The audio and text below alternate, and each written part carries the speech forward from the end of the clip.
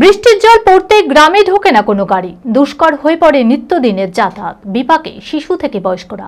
দীর্ঘদিনের এই জল যন্ত্রণা থেকে মুক্তি চেয়ে বৃহস্পতিবার রাস্তায় ধানের চারা রোপণ করে অভিনব কায়দায় প্রতিবাদে সরব হয়েছেন আপামোর গ্রামবাসী। বৃহস্পতিবার ঘটনাটি মুর্শিদাবাদের সাগরদিঘি ব্লকের কোতলা ও শের এলাকার। গ্রামবাসীদের অভিযোগ, ভোট আসে ভোট যায়, ঘুরে যায় বছর, তবুও বেহাল রাস্তার সংস্কার সেই তিমিরেই। বর্ষাকালে এই দুটি গ্রামের রাস্তায় দেখা মেলে প্রশাসনিক ব্যর্থতা। এই দুর্দশাকে হাতিয়ার করে তৃণমূল সরকারের বিরুদ্ধে তোপ বিজেপির। মানসিক স্বাস্থ্যের জন্য সবার আগে যে নামটি মনে ভেসে ওঠে, সুস্থ মনের ঠিকানা মনোবীক্ষণ।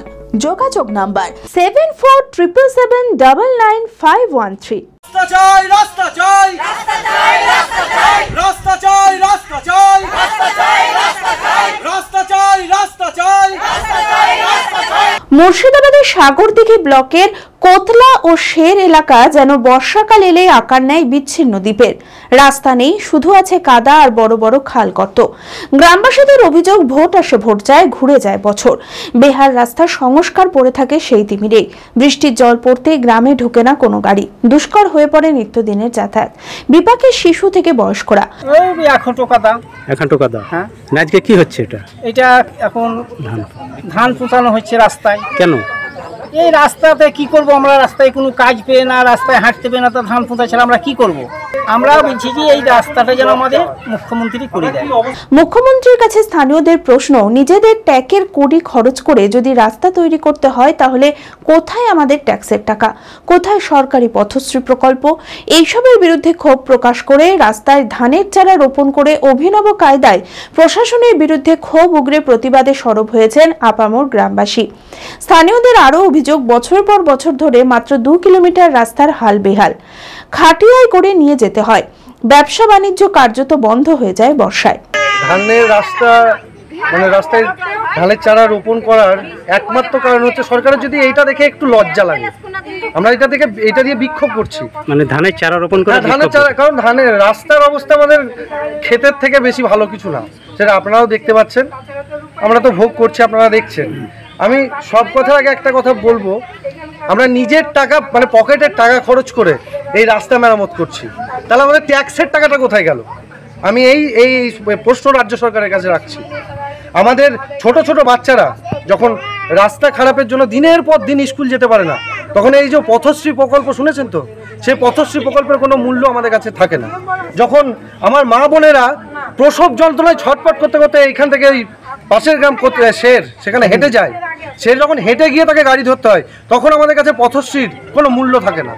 যখন আমার কোনো বাড়ির কর্তা, বয়স্ক মানুষ যখন হাঁটতে হাঁটতে তার কোমরটা ভেঙে পড়ে এই রাস্তায় আছাড় খেয়ে, তখন আমাদের কাছে পথশ্রীর কোনো মূল্য থাকে না।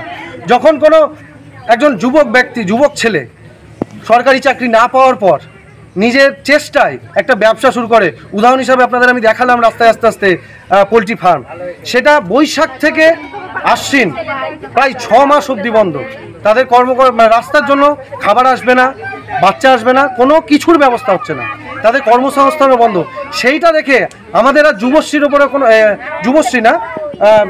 পথশ্রীর ওপরে কোনো ভরসা আমাদের নেই। আমি মুখ্যমন্ত্রীর কাছে একটা প্রশ্ন করব, যে আপনি কলকাতাকে সল্টলেক বানাতে গিয়ে এত ব্যস্ত হয়ে গেছেন যে আমাদের গ্রামের মানুষের কথা আপনার মনেও নেই, মাথাতেও নেই।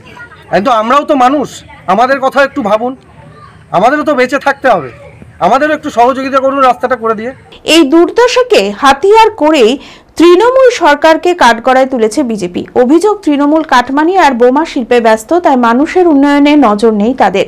তো এই উন্নয়ন গোটা পশ্চিমবাংলায় আমরা দেখতে পাচ্ছি, সরকারের কোনো উন্নয়ন নেই।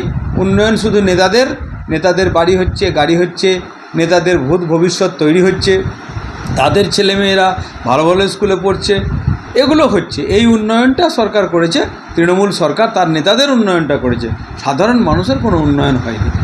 এই দুরবস্থা নিয়ে স্থানীয় বন্যশ্বর পঞ্চায়েতের প্রধান সুনিতা মালকে প্রশ্ন করা হলে তিনি স্পষ্টভাবে কোনো উত্তর দিতে পারেননি। শুধু জানিয়েছেন বিষয়টি জেলা প্রশাসনকে জানানো হয়েছে। রাস্তাটা তো দীর্ঘদিন ধরে বেহাল অবস্থায়, এখন পর্যন্ত কাদা আছে, মাটির রাস্তা, কি করবেন? আগে যারা ছিল তারা লক্ষ্য রাখেন, জেলাতে দেওয়া আছে। জেলাতে দেওয়া আছে।